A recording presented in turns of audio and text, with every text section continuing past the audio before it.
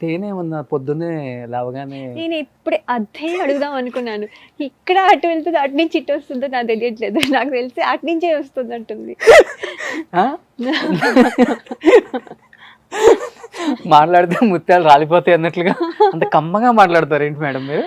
అలాగే ఉంటుంది. కొంతమంది కావాలని మాట్లాడుతున్నాను అనుకుంటారు, Okay. అన్ఫార్చునేట్లీ. కానీ నాది ఇలాగే ఉంటుంది, నేను ఏం చేయలేను. ఈవెన్ మీ పాపది కూడా సేమ్ అంతే వచ్చింది కొంచెం. వాయిసా కదా? కొంచెం ఫోన్ ఆన్సర్ చేస్తే ఏదమ్మా మీ అమ్మాయికి అదే మీ మమ్మీని పిలువ, లేకపోతే అట్లా అనేవాళ్ళు. ఓకే. 1999లో స్వయంవరంలో చూసిన లయ గారు ఎలా ఉన్నారో అదే అందంతో ఉన్నారు. ఆల్మోస్ట్ 23 years అయిపోయింది. యా అన్నం తింటారా, అందం తింటారా? ఏం లేదు, అదంతా ఎవరు చూసే కళ్ళల్లో ఉంటుంది నాకు తెలిసి అనుకుంటాను. ఓకే. ఇవన్నీ అందంగా ఉండడం అనేది లక్కీ, దేవుడు మనకి ఎలా ఇస్తే అలా. దానికంటే ఇంపార్టెంట్ నాకు తెలిసి ఇక్కడ ఇన్నర్ బ్యూటీ చాలా ఇంపార్టెంట్. ఇక్కడ మనం మాట్లాడే మంచి మాటలు, చక్కగా నవ్వి పలకరించి చేస్తే ఆటోమేటిక్గా ఎవరైనా అందంగానే ఉంటారు. నవ్వుతూ మాట్లాడుతూ చాలా మంచిగా రిసీవ్ చేసుకునే వాళ్ళు ఎవరైనా అందంగానే ఉంటారు. నాకు అది అనిపిస్తుంది. ఎందుకంటే మనం పోస్ట్పోన్ చేయగలం ఏదైనా కూడా.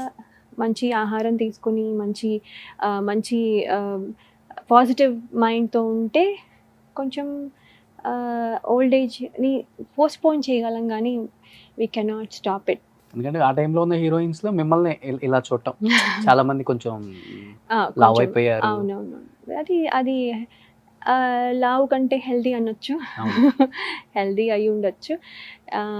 కానీ అది ఒక అందం. మీ వారు మిమ్మల్ని చూస్తూ ఉండిపోతారు అంతే కదా మేడం?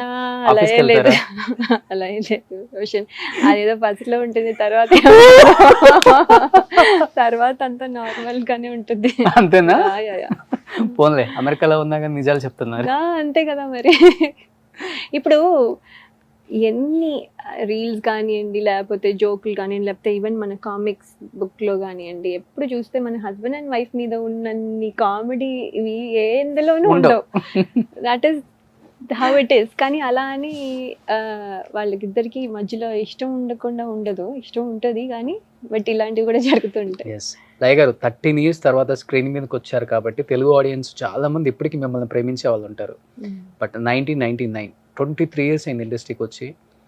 ఒక పిల్లర్ లాగా కొన్ని క్యారెక్టర్స్కి నిలబడ్డారని చెప్పుకోవచ్చు ఈ చీర కట్టుతోనే. అంటే బాగా గ్లామర్ రోల్స్ చేస్తేనే హీరోయిన్ అనే పేరు ఇప్పటికీ ఉంది, అప్పటి నుంచి ఇప్పటికి కూడా. ఇలా కాదు, ఇలా కూడా హీరోయిన్ అవ్వచ్చు, సినిమాని హిట్ చేయించని ప్రూవ్ చేసింది తర్వాత జనరేషన్లో సౌందర్య గారు అండ్ లయ గారే. మీ ఇద్దరు పేర్లే చెప్పుకోవచ్చు, ఇంకెవరు కనిపించరు మనకి. 23 years బ్యాక్ వెళ్ళి చూసుకుంటే ఎలా అనిపిస్తుంది లయ గారి జీవితం? అంటే ఎవరు బ్యాక్ సపోర్ట్ లేరు, ఇండస్ట్రీలో ఎవ్వరు లేరు, మీరంతటా మీరు వచ్చి నిలబడి ఒక సక్సెస్ఫుల్ హీరోయిన్ అవటమే కాకుండా ఇప్పటికీ ప్రేక్షకుల మధ్యలో అలా ప్లేస్ సంపాదించేసుకున్నారు. ఆ స్ట్రగుల్స్, ఆ అచీవ్మెంట్స్ చూసినప్పుడు ఎలా అనిపిస్తుంది ఇంట్లో?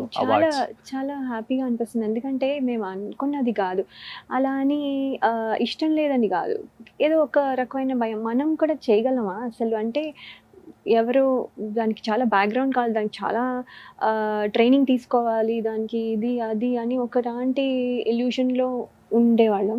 సో ఏంటి, మనం నార్మల్ బ్యాక్గ్రౌండ్ నుంచి వచ్చాం, స్కూల్కి వెళ్తూ ఉన్నాం, నెక్స్ట్ డే హీరోయిన్ అంటే అదేంటి అని అనిపిస్తుంది. అంటే మనం ఇప్పటివరకు స్కూల్కి వెళ్ళే అని మనం హీరోయిన్ అవుదాం అని చిన్నప్పటి నుంచి అనుకుని ఏదో ట్రై చేసి, లేకపోతే ఫోటో సెషన్ చేసి, లేకపోతే డాన్సులు నేర్చుకుని అలా చేసుంటే వేరు.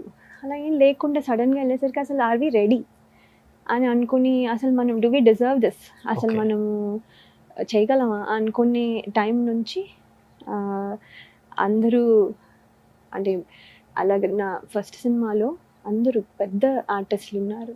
కోట శ్రీనివాసరావు గారు, గిరిబాబు గారు, సుధా గారు, ఇలా చాలామంది, పెద్ద కవిత గారు, ఇలా అందరూ చాలా ప్యాడెడ్ ఆర్టిస్టులు అందరూ ఉన్నారు. సో పెద్ద ఆర్టిస్టులు అని ఉన్నారు. వాళ్ళందరి మధ్యలో మనం వెళ్ళి ఒక డైలాగ్ చెప్పాలంటే చాలా, వాళ్ళని చూస్తే అమ్మో వీళ్ళతో మనం నించుని చెప్తున్నామా అంటే, వాళ్ళు పెద్ద ఆర్టిస్టులు, మనం ఆటోగ్రాఫ్ తీసుకునే లాగా మన మైండ్ సెట్ అలా ఉంటుందో, ఆటోగ్రాఫ్ తీసుకోవాలి, వాళ్ళకి ఫోటో దిగాలని, మనమేమో వాళ్ళతో యాక్ట్ చేస్తూ ఉంటాం నెక్స్ట్ డే. సో అలాంటి మైండ్ సెట్ నుంచి వాళ్ళ ముందు డైలాగ్ చెప్పాలి, వాళ్ళకి తగ్గకుండా చెప్పాలి అనేది టెన్షన్ ఉంటుంది. కానీ వాళ్ళు చాలా ఎంకరేజ్ చేసి అన్ని నేర్పించి, ఇలా నేర్చుకుంటూ ఓవరాల్ గ్రాడ్యువల్గా నేర్చుకుంటూ చేసినా కూడా మళ్ళీ ఆడియన్స్ యాక్సెప్ట్ చేయాలి. అవును, మెజారిటీ అందరికీ మనం అన్నీ నచ్చము. మనం మనం మనం కొంచెం ప్రయత్నం చేస్తాం కానీ అందరికీ అన్నీ నచ్చాలని లేదు. సో కొంతమందికి నచ్చకపోవచ్చు కానీ మెజారిటీకి నచ్చాలి. షూటింగే మీకు యాక్టింగ్ స్కూల్ అయిపోయింది. అంతే ఓ మై గాడ్. అంతే. సో అది చాలా మందికి అదే అయి ఉంటుంది.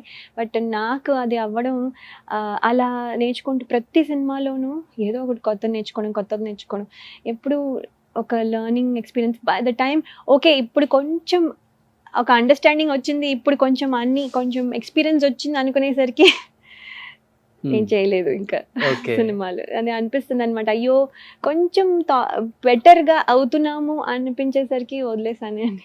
అంటే వదిలేసాను అంటే ఇప్పటికి అనుకుంటారు మేడం, బాగా పీక్ స్టేజ్లో ఉన్నప్పుడు హీరోయిన్స్ ఎవరు పెళ్ళిళ్ళు చేసుకోరు, కొంత లేట్ ఏజ్లోనే పెళ్లి చేసుకుంటున్నారు. ఇప్పటికి అప్పటి నుంచి ఇప్పటికి కూడా 35 40 వచ్చిన దాకా కూడా ఉన్నారు హీరోయిన్స్. అంత పీక్ స్టేజ్లో ఉన్న లయ ఒక్కసారిగా పెళ్లి చేసుకుని వెళ్ళిపోయింది అన్నప్పుడు కొన్ని కోట్ల మంది మనసుని బ్రేక్ చేసి వెళ్ళిపోయారు. అంతే అంటారు. ఎందుకు చేసుకోవాల్సి వచ్చింది అసలుకి?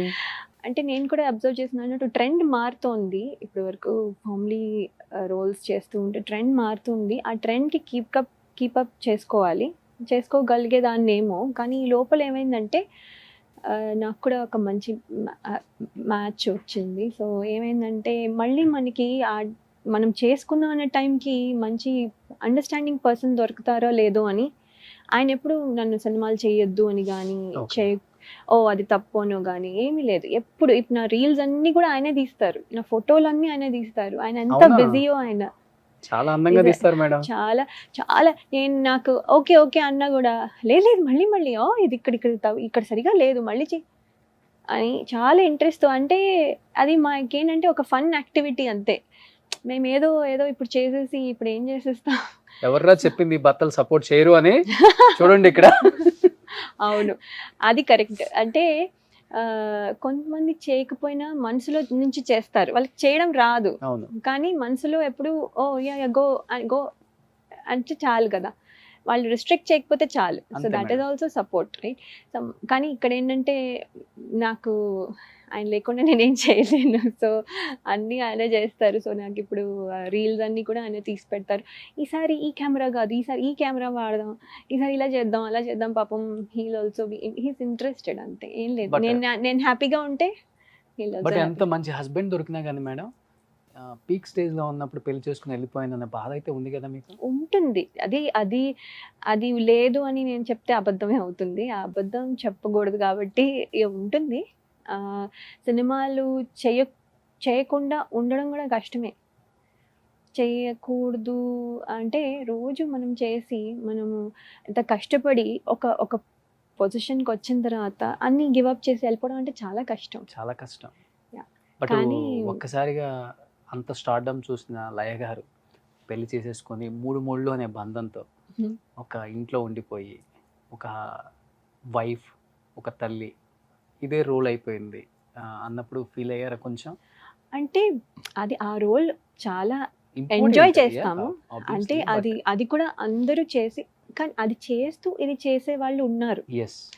చేయగలను, నేను కూడా చేయగలను. అలా చేస్తూ ఇలా చేసుకొని అది బ్యాలెన్స్ చేసుకునే కెపాసిటీ నాకు కూడా ఉంది. కానీ అన్ఫార్చునేట్గా మా ఆయన యుఎస్లో ఉండడం వల్ల డిస్టెన్స్ ఎక్కువైపోయింది. ఇప్పుడు కొంచెం ఇన్స్టాగ్రామ్ రావడం వల్ల, లేకపోతే కొంచెం ఈ సోషల్ మీడియా రావడం వల్ల కొంచెం డిస్టెన్స్ నాకు, మై హార్డ్ కోర్ ఫ్యాన్స్కి నాకు డిస్టెన్స్ తగ్గిపోయింది. ఇప్పుడు I can talk to them, కామెంట్స్కి రిప్లై చేస్తూ ఉంటాను. నాకు వాళ్ళకి ఇంటరాక్షన్ ఉంది. ఇంటరాక్షన్ కోసమే నేను actually Instagram is for my fans and me. నాకు వాళ్ళకి ఒక బ్రిడ్జ్ అంతే. వాళ్ళతో మరి నేను ఎలా రోజు మాట్లాడలేను.